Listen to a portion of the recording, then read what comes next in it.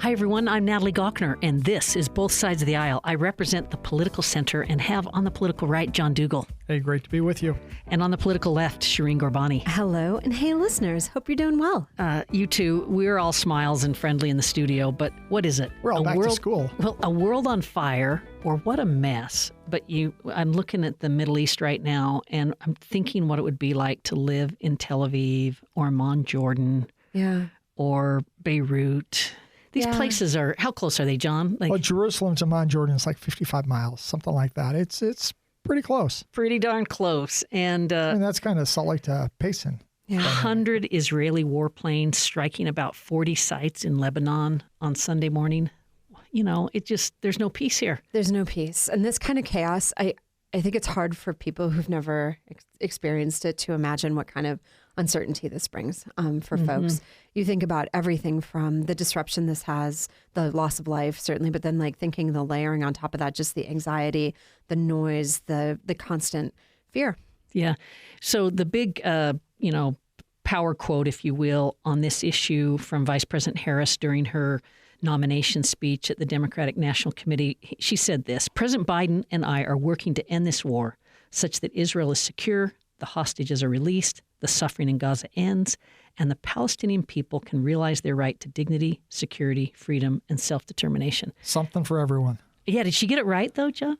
Well, I mean, in terms of talking points, yes. Of course, if you can address everything. But in practicality, we've seen conflicts there for generations. Yeah. And therefore, it's easy to say, I'm going to solve all these problems. It's really hard to find a solution. Otherwise, a solution would have been found already. How did you hear that? How did you hear that, for both of you? I'm curious, her sort of foreign policy, small section, but section of the speech. How did that read to you? Well, I'm getting asked a lot of questions from people like, who do you support, Natalie, in this election? And Nikki Haley. Yeah, sure. And I've heard business leaders say, Vice President Harris, she's just dumb. And I'm like, where is that coming from? She's a bright woman in my estimation.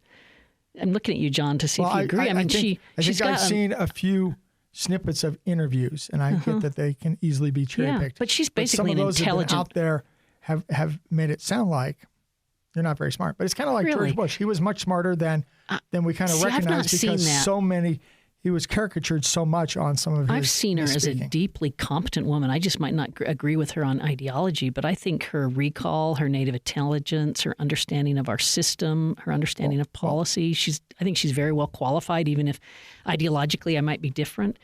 Well, and I can give a different example. Okay, Gerald Ford might have been the most athletic president we've ever had, yet he was caricatured as clumsy. Yeah. And this is how Chevy Chase kind of made his name to fame on Saturday Night Live, mocking trips of Ford. But to your question, Shireen, I thought it was reasonable.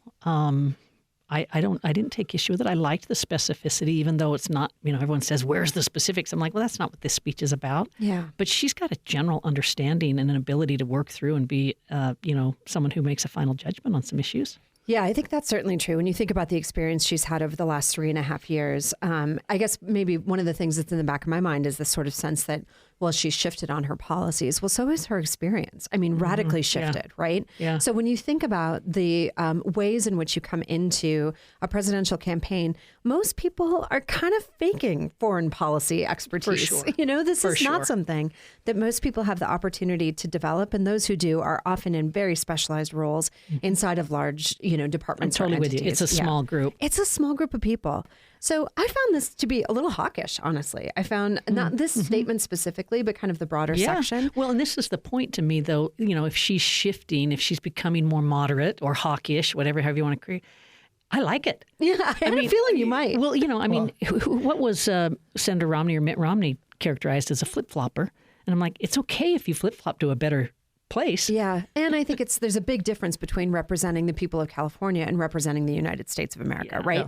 Yeah. You would hope that people would have a sense of adaptability to that. I just would also say that when I think about, kind of control, calm, reasoned thinking, and I think about what a second Trump presidency is offering, there is no comparison.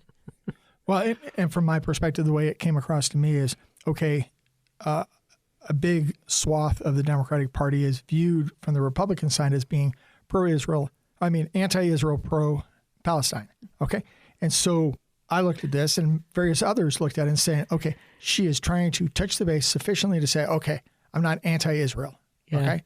While still, throwing, something, a bone out there for Palestinians to say, I want to solve this, to try and address that part of the wing of the Democratic Party. John, you're seeing me smile because I think you characterized it right about, pro-Israel, pro-Palestinian, whatever. And on the Republican side, the Republicans are seen as pro-Russia and the Democrats as pro-Ukraine. What a mixed up world or party system we have. Yeah. When you talk about people living, unfortunately, in Israel, I'm told they have to deal with threats and bombings and stuff regularly, things that we can never imagine. Can't imagine. And the kind of devastation Gaza is experiencing is known to native communities in this country, but otherwise no one else. Hey. And then you look at what's going on in Ukraine and just... Yeah. So the vice president's raised $540 million in the last month. Is that all? And it's a stunning amount of money. And I asked myself the question, she's not doing the, level of media access and interviews that people think she should be doing.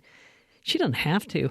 She can go buy the attention she needs with that much money. I just think that's interesting. Well, and she's still, I believe, in her honeymoon period. And it's in her interest to be able to tell her narrative and not have to be responding to others. And she's, from my perspective, getting a pass on that right now. Yeah. Shireen, 2 endorsements that are pretty interesting. So RFK Jr.'s come out, of course. He was an independent presidential campaign, now has endorsed Trump. Where do you think this swings on the election? So there was a lot of uncertainty about what Kennedy's role would be in terms of a spoiler. Was that taking votes from Trump or from Harris? And then there was the story about how the Kennedy and I think the campaign, approached both of these candidates to say, hey, I'll drop out if I can get a role in your administration, which is wild, considering that many of the views that he holds, and talk about somebody who's a bit of a chaos agent and pretty undisciplined. So what I think this says to me is that either Trump said, just tell him yes, or he ran out of money and thought that this would be his best bet to staying relevant. So I know there were a lot of financial troubles in this campaign. I guess I would just suggest to people that if you feel like Kennedy was your candidate, I understand there's plenty of reasons to vote third party or, to vote for somebody outside of the major parties.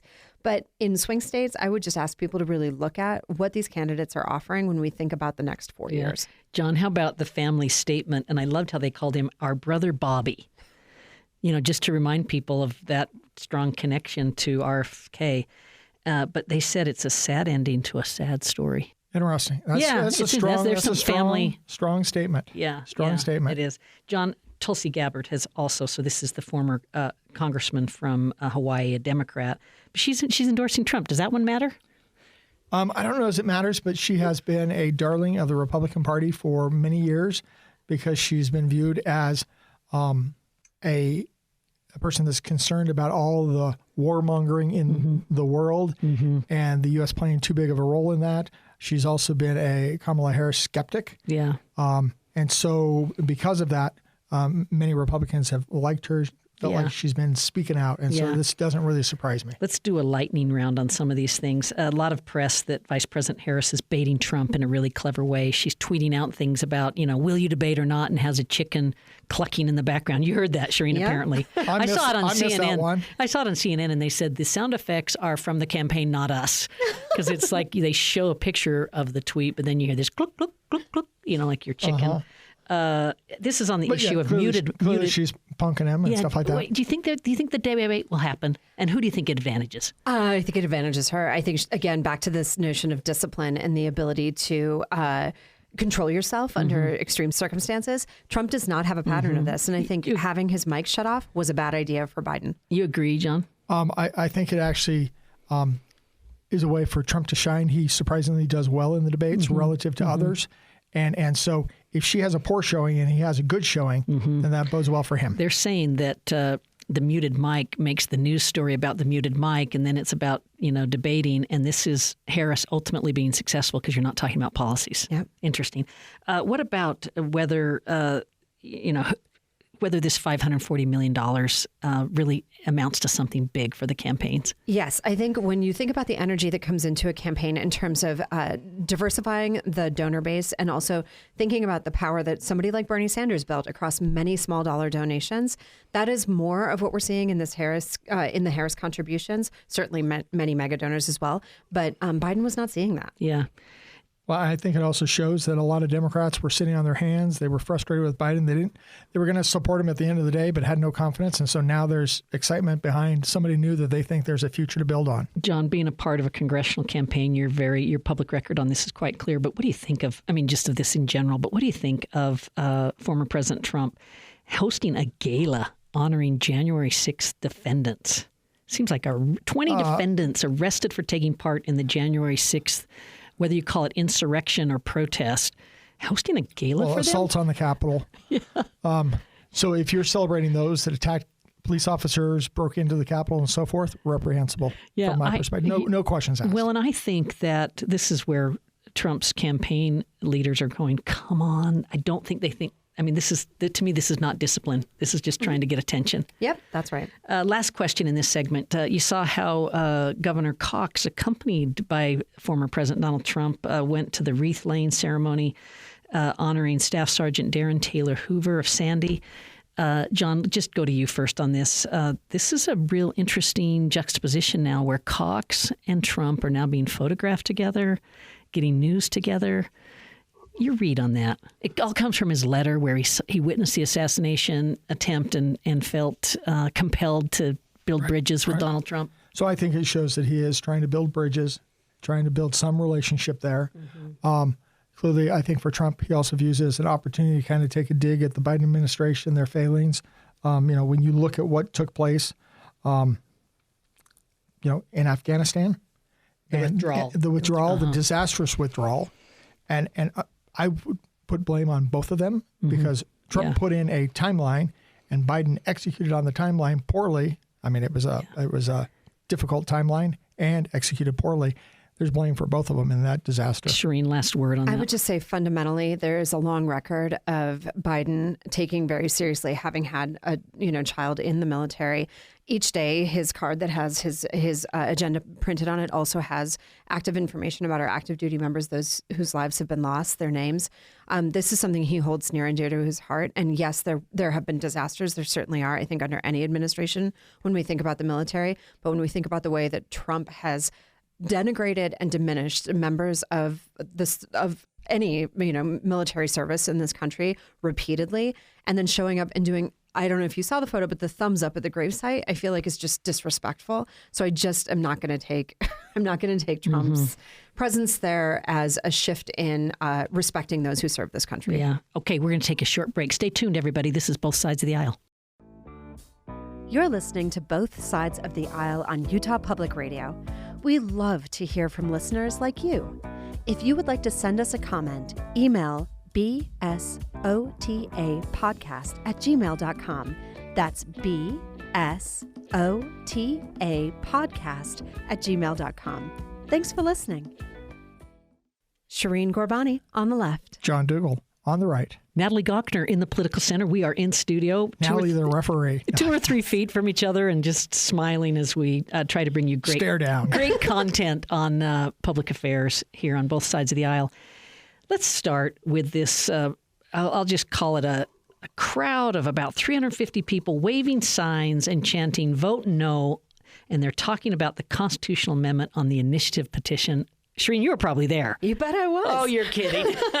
Okay. Tell us what the story was on the ground. Sure. The story on the ground is there was a bipartisan showing, including Senator Dan Thatcher and other Republicans who came out, not in our legislature, he was the only member of the legislature, but who came out to really suggest that this is what I think many Utahns see it as, is a power grab. And I would just caution people, because I think what you're going to see, because the legislature also passed the ability for them to, I would say, rather carefully and maybe cleverly word the language on these constitutional amendments. There will be 2 this fall. But I would just suggest that both of these are a step in the wrong direction for Utah. When we think about the argument, the hysteria, honestly, that Republicans in our legislature are saying the Supreme Court ruling on the better boundaries on fair districts is presenting. What they're suggesting is that they have no ability, that there are these super laws that are created by ballot initiatives, and there's no ability for the legislature to amend or fix or change to make sure that they are reasonable laws or comply or maybe address some kind of fine details around the edges. That is a misreading, that is a misinterpretation, frankly, of what was ruled in the lawsuit. The lawsuit said they do have the ability to amend these laws. What they cannot do is repeal the intent of what voters set out to do. This is absolutely bonkers, and you're going to hear that it's about foreign funding, it's about this or that. It's about a power grab. Okay, so John, what Shireen just did was very artfully articulate an easy public message on this. There's a very easy public message that will resonate. To say vote Too much government for me. Legislature getting more power. Taking your vote away. Taking your voice away. And we don't have time in the program to go to it, but if a little deeper look would tell you that there's some legitimate concerns about two different types of laws, one that can't be touched. Well, we already have two different types. Constitutional and statutory. But now we layer in this third type, which is kind of super statute, which is not constitutional, but basically what Shireen said. The court said when it comes to reforming government, the legislature has to respect the intent of the initiative. And now, they can alter it and amend it some, but they have to respect the intent, which means you can't just up and repeal it if you think it's a bad idea. And so therefore, the legislature is very concerned. Are we going to end up in a world in which we have more and more initiatives in Utah driving how we reform government? Which makes my point that if you're explaining, you're losing. And I think this will go down. I just lost. I think this might go down in flames because I really understand where the legislature's coming from. And I don't think it was as much of an emergency as they projected it to be, but I also think it's more of a problem than Shireen thinks it is. And so we go from there. I'm in the political middle. And if you look at the timeline, if they have to wait for 2 more years before they can put it on the ballot. Yeah, there could be some trouble. Okay, let's go to something else here. Federal land ownership. John, how do I set this up? But the federal government owns about 2/3 of the land in Utah. Yep. There's only one state in the lower 48 that has a higher share of federal land. That's Nevada. Yeah. The one that has more is Alaska. That's why we say lower 48. But the state's basically saying for all of the land, what's the term they used? Unappropriated land that's not national monuments. So they're suing the federal government, saying you made a promise at statehood that you would divest yourself of public lands in Utah. So they're saying in their lawsuit, we're not going to question military bases, national parks, and those type of pieces of land. But everything else, we're questioning, saying, hey, in the Enabling Act at statehood, you said you would sell this off, and a portion of the money you made would come back into basically a trust fund for the state, for school, and you're not doing it. You're reneging. I have 2 comments on this. Yeah. One is, why is it taking us so long? Wow. If it's been there since statehood, and we've been having public land arguments since, forever, but Sagebrush Rebellion's the first I remember, and that was in the 70s. Late 70s, early 80s, yep. I love it that you know that. Under a Democratic governor. Yeah. But the second thing I would point out is, be careful what you ask for. Do you really want to maintain all of these lands? I just throw that out there. The wildfire, the species and things that you have to deal with, the noxious weeds, on and on and on. I'm a huge proponent of us getting the land that has economic development value contribute to our tax base. So land that is around cities, land that has water readily available. But some of the land, I think they're doing us a favor to help us manage it. So I'll say that this is I believe that we're seeing some real propaganda from our government on this. The ad that is showing... That's a big word, Shireen. I mean it. The ad that's showing, a family going to a campsite. There's a metal ring, fire ring at that campsite. And then a child, I guess, apparently decides to bring his family back there and the road is closed, right? And so this is kind of all part of the story that they're telling. I've not seen this, but that sounds like a pretty good ad. Oh, it was put out by our state. So let me the federal government is locking up a bunch of the roads and trails. Okay, so they are a portion. It is less than what they have kept open, to be clear, across the roads that have been closed.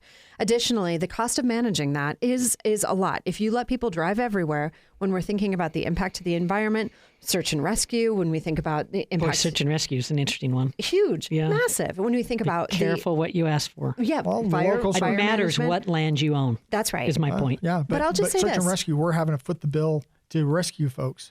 on federal lands. Okay, and maybe it would be less if we had more control over where these individuals were. I mean, a huge part of the cost is actually searching for some of these individuals, okay? So let's go back to Natalie's point, which is be careful what you ask for. If we think about these lands coming into state control, they were never in state control, to be clear, right? Who is going to pay for that? The taxpayers of Utah are. Already, the federal government allows us to have access to these lands. And one of the things that really frustrated me when I was running for Congress was that I would hear over and over again that really when people had lost access to land was when it went into private hands. And if this huge amount, vast amount of land comes into the control of this state, there is no way that this state will raise the taxes necessary to effectively and efficiently manage this land as wild spaces. It's not they will sell it off. It's not enough of what they pay, but just to remind our listeners, the federal government does make a payment in lieu of taxes for this land. Correct. It's a per acre payment. Yeah, Correct. We call it pennies in lieu of taxes, but yes. But one of the challenges is when it comes to energy extraction, oil, gas, uranium, whatever it might be, a lot of that is on public lands, which is heavily restricted. So we don't just have free access to that. Sure, but then I guess I'm saying that if this came into the control of the state, how are we going to pay for this? Yeah. You'll see more of this land sold off, and you will not, as average everyday Utahns who love to camp, fish, and hunt, you are not going to have access to this land. I think there's part that's going to be sold off and part that's going to be kept by the state. So. This is not true in most states, but in Washington, D.C., the most important building to the state of Utah is the Department of Interior. Yeah. And it's because of this point, because the federal government's such a large landowner. Folks, whoever controls the land controls the economy. Well, there's some our economy's here. Doing great, so it seems like it's working out fine. Well, talk about different aspects of the state. She thinks quick on her feet, John. But my point would be, there's a better way, and let's just figure out a really wonderful land exchange, land trade, something of the lands that are real. The lawsuits. They just don't go anywhere. I was a part of 11 and a half years of the Mike Leavitt administration trying so hard to deal with RS 2477 roads, and we were suing and we were doing all these things, and it hasn't amounted to a lot. Let me just help folks with numbers. So we said 2/3 of the state, so call it 67% is public lands in Utah. Compare that to Texas, it's something like 3%.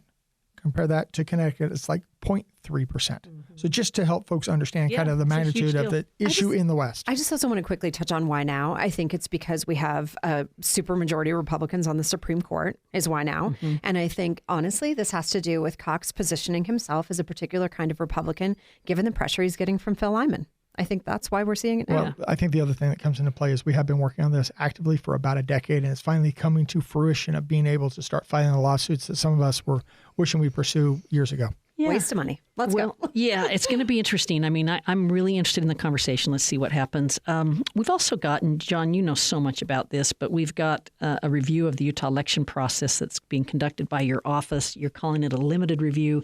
You're going to look at the validation process for there's actually signature gathering and the controls over voter registration info. There's actually my office is looking into it as well as the Legislative Auditor General. So are you doing it jointly?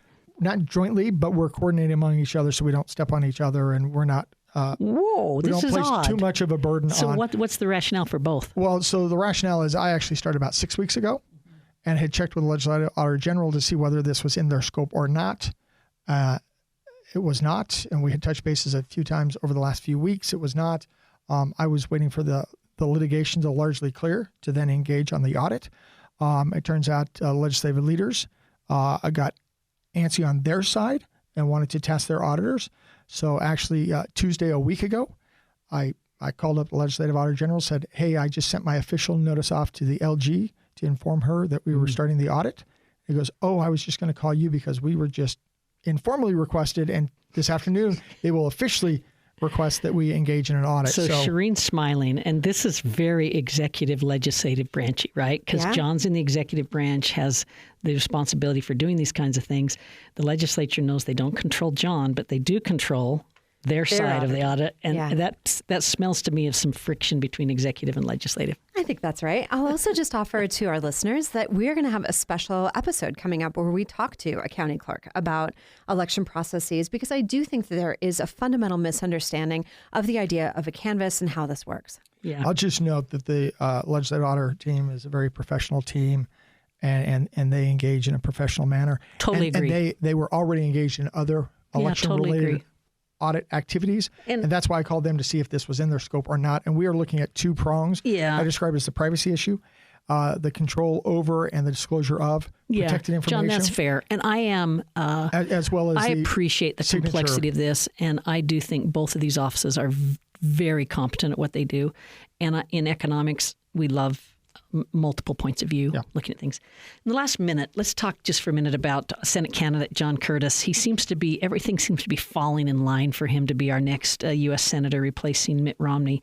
He's got a 34% lead among registered voters. And if you make some adjustments, he's even got a larger lead. Looks like we've got our next senator coming up here. Yeah, I would just encourage people to take a look at Caroline Gleick. She's running a really smart, energized campaign. She is a young person who is not an insider to politics, who brings a lot of passion for the environment, for reproductive freedom. I would think would represent us well. Yeah, John, quick comment. And who is she? Because most folks are going to say, I've never heard of her. Got like 30 seconds. So she is the other candidate. She is I would say an Democrat. The Democrat. She's an outdoorist. She is a really smart and interesting person. And John Curtis is a hardworking guy, and I think he's going to run to victory in the general election. But your point is well taken, Shireen. Hey, it's been a great conversation. Thanks so much, friends. Shireen Gurbani and John Dougal. Programs produced by Anthony Scoma. Thanks, everybody, for listening.